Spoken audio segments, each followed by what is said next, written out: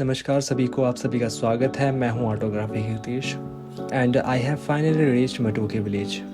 But seeing these deserted houses makes me feel a little heavy inside. These walls hold stories of families, memories, laughter and lives that once filled this village. Today, most of them stand silent and abandoned. Because a village isn't just about houses, it's about the people, the families who make it feel alive.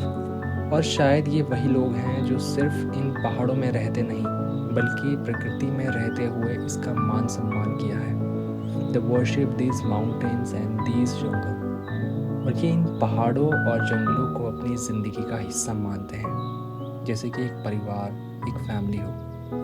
May be हमें भी इनसे ये सीखना चाहिए कि nature सिर्फ देखने की चीज़ नहीं, it is something we need to respect and protect. क्योंकि इतने सुंदर पहाड़, इतने घने जंगल और इतनी प्योर हवा शायद हर जगह नहीं मिल सकती। And may be this is what makes this mountains truly special. इस समय चारों तरफ बादल ही बादल हो चुके हैं और कुछ भी बहुत मुश्किल हो रहा है कुछ भी देखना। और मैं चढ़े ही जा रहा हूँ, अभी भी काफ़ी अंधेरा सा हो गया और बादल भी गरजा रहे हैं, गरजा रहे हैं, गरजरा रहे हैं, गरजरा रहे हैं। देखते हैं कब तक पहुंचता हूँ। मुझे बहुत ज़्यादा भूख लगी है यार, भूख लग रही है मुझे बहुत, पर पता नहीं क्या होगा क्या नहीं होगा, मुझे कुछ नहीं आइडिया है। उम्मीद करता हूँ, भगवान से प्रार्थना करता हूँ कि सब अच्छा हो और भूख के लिए कुछ हो जाए। देखता हूँ कब तक पहुँचता हूँ ऊपर, मिलते हैं। भाई ये कैसा सीन हो गया भाई, कुछ भी सब कुछ ऐसा लग रहा है सपनों की तरह। देखो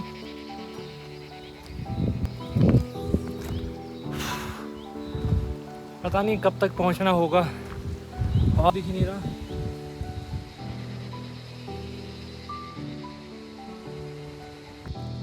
अच्छा लग रहा है ना ये।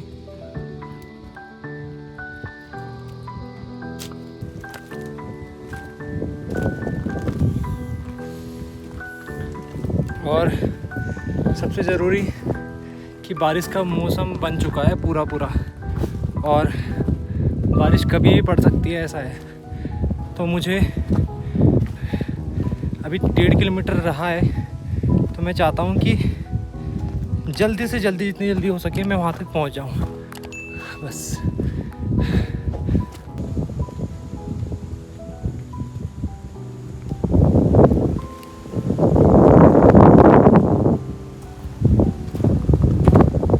अब लगभग थोड़ा ही रह गया।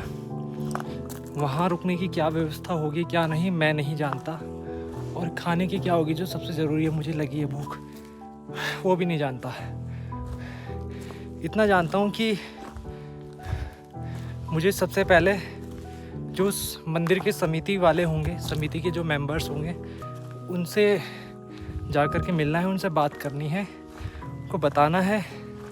और मेरा विश्वास है कि वहीं से कुछ ना कुछ बात बन सकती है, क्योंकि हर मंदिर के समिति बनाई जाती है जिसमें बहुत सारे लोग जुड़ते हैं और वो ही सारा मतलब जो मंदिर की चीज़ें होती है वो संभालते हैं, कारभार संभालते हैं।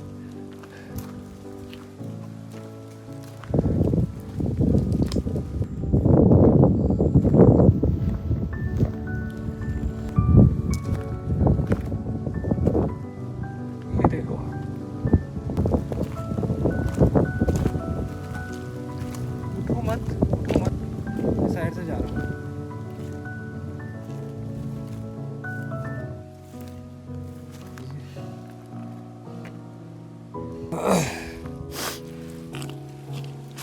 मुझे ऐसा लग रहा है कि मैं बस थोड़ा ही दूर हूँ, क्योंकि मुझे मंदिर के घंटियों की आवाज़ आ रही है, मुझे बैल की आवाज़ सुनाई दे रही है हल्की हल्की। तो मैं पास में ही हूँ और ये पक्की रोड शुरू हो चुकी है। यहाँ बल्कि बैठने के लिए भी ये है।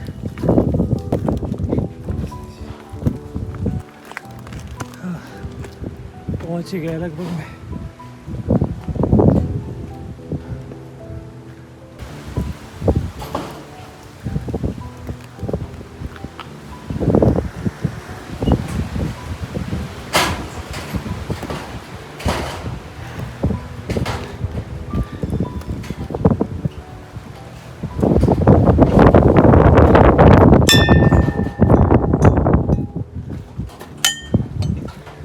आवाज़ ही नहीं।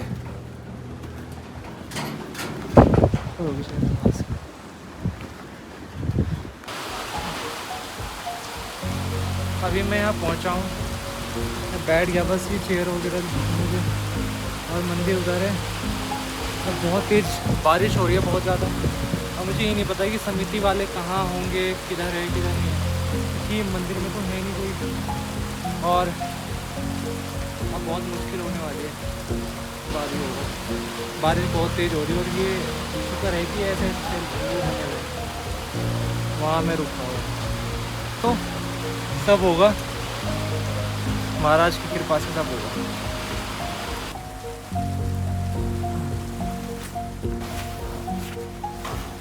अभी मैं यहाँ पर हूँ, लेकिन यहाँ कोई नहीं है बिल्कुल भी, तो मैं बाहर इंतज़ार कर रहा हूँ बैठ कर के, कोई आ जाए। और मेरा सहारा सिर्फ ये स्लीपिंग बैग है, क्योंकि बहुत तेज़ हवाएं चल रही है, बहुत तेज़ बारिश भी हो रही है बाहर, और इससे ठंड बहुत ज़्यादा बढ़ गई और बहुत ठंडा हो गया। तो मुझे नींद भी आ रही है, बहुत थका हुआ भी हूँ, मुझे भूख भी बहुत ज़्यादा लगी है, लेकिन कैसे देखते हैं आगे क्या होता है, कोई मिलता है कि नहीं मिलता है। तब तक इंतज़ार करता हूँ मैं यहीं पर। ये मेरा बैग वगैरह है।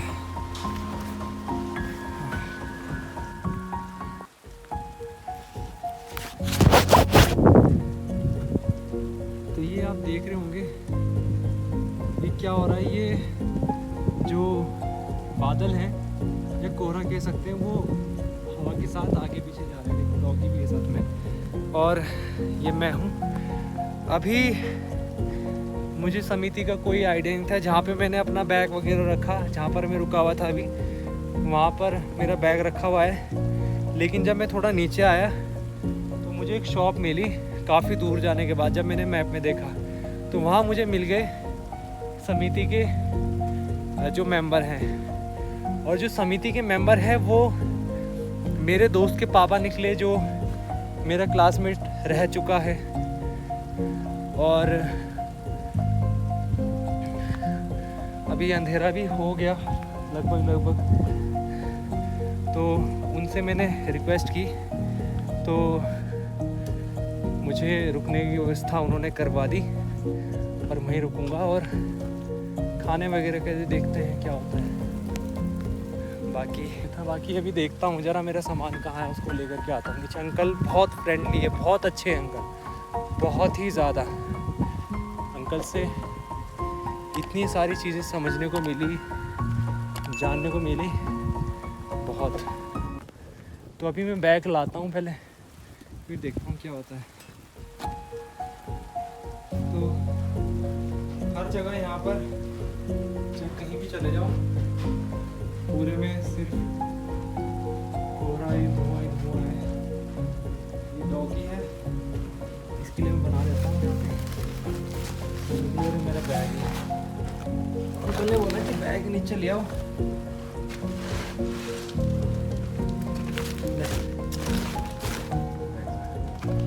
ठीक है, बैठ जाओ।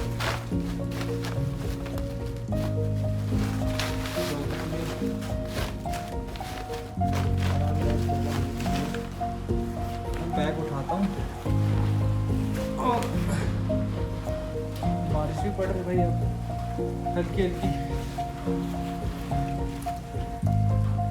हल्की बारिश वगैरह पड़ रही है। और चलता हूँ मैं भी नीचे।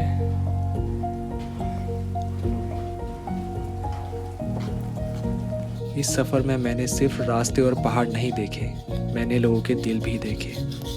दिन भर के सफ़र के बाद जब मैं यहाँ पहुँचा, तो समिति के लोगों ने जिस अपनेपन के साथ मेरा स्वागत किया, वो मेरे लिए किसी अनजान जगह पर घर मिलने जैसा था। उन्होंने मेरे लिए खाना परोसा, रात गुजारने के लिए छत दी और सोने के लिए बिस्तर दिया। लेकिन सबसे खास था वो परिवार जैसा माहौल, जहाँ मैं एक मुसाफिर नहीं बल्कि अपने ही घर का मेहमान महसूस कर रहा था। शायद इसी वजह से सफ़र सिर्फ मंजिल तक पहुँचने का नाम नहीं है। सफ़र हमें उन लोगों से मिलाता है जो रास्ते भर याद रह जाते हैं, और मेरे लिए ये मुलाकात भी इस सफ़र की एक सबसे खूबसूरत याद बन गई। तो मिलते हैं नई सुबह के साथ, तब तक के लिए अपना ख्याल रखिए। जय भद्राज देवता, जय उत्तराखंड, जय हिंद।